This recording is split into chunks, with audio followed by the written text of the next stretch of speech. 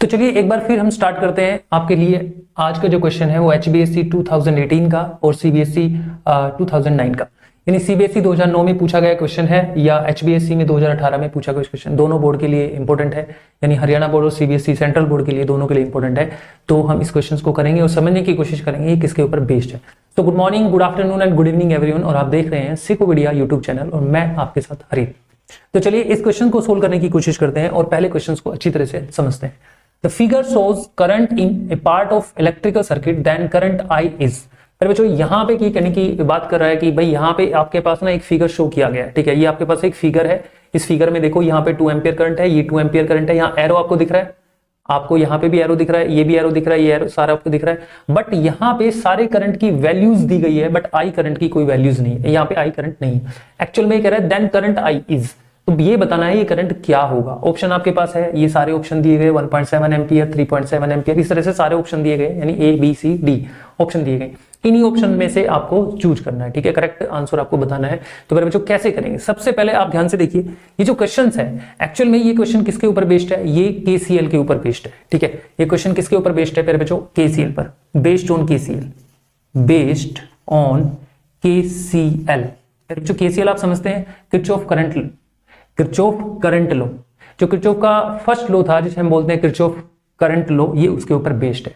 पर इस क्वेश्चन को करने के लिए हमें क्या करना पड़ेगा, सपोज कीजिए कि आपके पास यहाँ पे ये कोई A जंक्शन है, आप इसको A जंक्शन मान लीजिए। आपको पता है KCL को जंक्शन रूल भी कहते थे, जंक्शन रूल भी कह देते थे, ठीक है। तो हमारे पास A जंक्शन मान लिया हमने, ये B जंक्शन मान लिया, या ऐसा भी कर सकते हैं मेरे बच्चों, क्योंकि यहाँ पे एम्पियर है तो यहाँ A लिखना सही नहीं है, तो हम यहाँ पे मान लेते हैं P जंक्शन, ये Q जंक्शन और ये R जंक्शन, ये हमारे पास जंक्शन है मेरे बच्चों, ठीक है। हमें करंट आई निकालना है, तो KCL के ऊपर बेस्ड है, तो KCL हम यूज करेंगे यहाँ पे, करंट लॉ इस्तेमाल करेंगे यहाँ पे।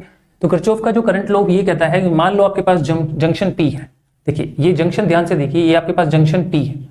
अब आप खुद देखिए इस जंक्शन पे 2 एम्पियर और 2 एम्पियर करंट आ रहा है, तो अगर हम देखें एट जंक्शन, या हाँ एट जंक्शन P, अब P जंक्शन पे ध्यान से देखिए, एक तो 2 एम्पियर करंट आ रहा है, जब भी कोई जंक्शन पर करंट आता है तो वो प्लस होता है, प्लस का साइन आता है उस पे, ये रूल्स है, जंक्शन लॉ में रूल है। अब ये देखिए जंक्शन पे करंट एक तरह से आ रहा है, यहाँ पे आ रहा है, तो यहाँ पे लिखेंगे 2+2।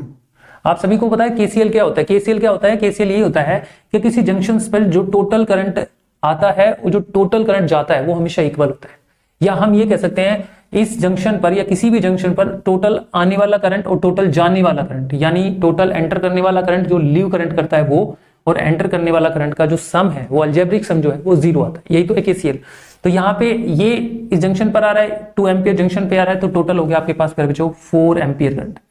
अब ध्यान से देखिए ये इस जंक्शन पर कितना करंट आ रहा है, 4 एम्पियर करंट आ रहा है, तो मेरे बच्चों यहाँ पे एक एरो और दिख रहा है, यानी जंक्शन से कितना करंट जा रहा होगा, ऑब्वियसली 4 एम्पियर, क्योंकि ये इस जंक्शन पे आए 2 एम्पियर प्लस 2 एम्पियर, ये हो गया 4 एम्पियर।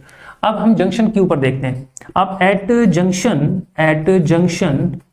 जंक्शन Q, फिर बच्चों अब आपके पास जो जंक्शन Q है उसमें देखिए कितने करंट आ रहे हैं, एक तो 4 एम्पियर करंट इसमें जाएगा, एक 1 एम्पियर करंट इसमें आएगा, तो 4 प्लस फिर बच्चों algebraic sum at the junction पर अल्जेब्रिक सम करंट का करना है हमें, तो 4 एम्पियर आया और एरो देखिए यहाँ पे 1 एम्पियर, तो 4 + 1 यानी 5 एम्पियर। फिर बच्चों ध्यान से देखिए 4 एम्पियर करंट Q पर आया, Q जंक्शन पर आया, 1 एम्पियर करंट जंक्शन पर आया, टोटल आपके पास कितना करंट आया, 5 एम्पियर। ऑब्वियसली ये करंट जाएगा इधर ही जाएगा, इसे बाहर निकलेगा। अब यहाँ पे कितना करंट हो गया मेरे बच्चों, 5 एम्पियर, कितना हो गया 5 एम्पियर, ये हमारे पास करंट आ गया। अब यहां इस R जंक्शन पे ध्यान से देखिए, एट जंक्शन R, इस R जंक्शन को आप देख रहे हैं, ये टोटल इसका हमने निकाला 5 एम्पियर, फिर बच्चों ये 5 एम्पियर करंट है, तो 5 एम्पियर करंट जो है इस R जंक्शन पर आ रहा है और I करंट बाहर निकल रहा है और 1.3 एम्पियर करंट बाहर निकल रहा है। और आपको बताया गया है कि KCL क्या होता है, किसी जंक्शन पर एंटर करने वाला करंट और लीव करने वाला करंट का जो अल्जेब्रिक सम है वो 0 आता है। तो फिर बच्चों ये करंट इस जंक्शन पर आ रहा है तो 5 प्लस, लेकिन फिर बच्चों 1.3 करंट जो है, 1.3 एम्पियर करंट जो है ये बाहर निकल रहा है, यानी लीव हो रहा है, इस जंक्शन से लीव हो रहा है, तो आपको -1 पॉइंट आपके पास दिया हुआ है 3। माइनस क्यों लगाया पर बच्चों, माइनस इसलिए क्योंकि जंक्शन से वो बाहर निकल रहा है, लीव हो रहा है, लीव होने के लिए माइनस यूज करते हैं। प्लस क्योंकि अलजेब्रिक सम है तो आपको प्लस लगाना पड़ेगा। अब आई करंट क्या हो रहा है, जंक्शन से बाहर निकल रहा है, तो फिर बच्चों यहाँ पे आ जाएगा आई, और माइनस में आई क्यों आया, क्योंकि ये भी लिव हो रहा है। यहाँ पे जो लिव होने वाले करंट है जंक्शन से वो माइनस में आते हैं, और जो एंटर करने वाले करंट होते हैं वो प्लस होते हैं। इसलिए अब इनका अलजेब्रिक सम देखो, अलजेब्रिक सम कितना आएगा 0, यही तो KCL है। अब आपके पास क्या आया, ओवरऑल आपके पास आया 5 माइनस 1.3, इसी यहां पे देखें तो minus I is equal to 0। अब आप यहां से देखिए ध्यान से कि यहां पे अगर 5 में से 1.3 माइनस करें तो फिर बच्चों क्या आएगा आपके पास, ये आएगा 3.7। 5 में से 1.3 माइनस करेंगे तो 3.7 और माइनस हो गया फिर बच्चों आई इज इक्वल टू 0। तो आप आई निकालेंगे तो फिर बच्चों आई क्या आ गया 3.7 एम्पियर। आपके पास सही जो आंसर आया आई इज इक्वल टू 3.7 एम्पियर, यानी हमारे पास जो करंट आया वो 3.7 एम्पियर करंट आया। तो सही यानी राइट आंसर आपका कौन सा होगा फिर बच्चों, बी होगा। आई होप आपने ये क्वेश्चन एंजॉय किया होगा, आपने ये क्वेश्चन आपको समझ में आया होगा और किस तरह से हमने क्वेश्चन किया। अगर आपके पास और भी कोई क्वेश्चन है तो आप हमें डिस्क्रिप्शन में जाके हमारी ईमेल पर अपना क्वेश्चन जो है आप सेंड कर सकते हैं, जिससे हम उस पर कोई वीडियो बना सके, इस तरह से उसको सोल्व कर सकें और आपको बता पाए। अगर आप चाहते हैं तो हमें कमेंट्स करके जरूर बताएं। तो आई होप आपको ये समझ में आया होगा। तो इसी तरह से सीरीज पढ़ते रहिए, समझते रहिए और एग्जाम की अच्छे से प्रिपरेशन करते रहिए। Thank you.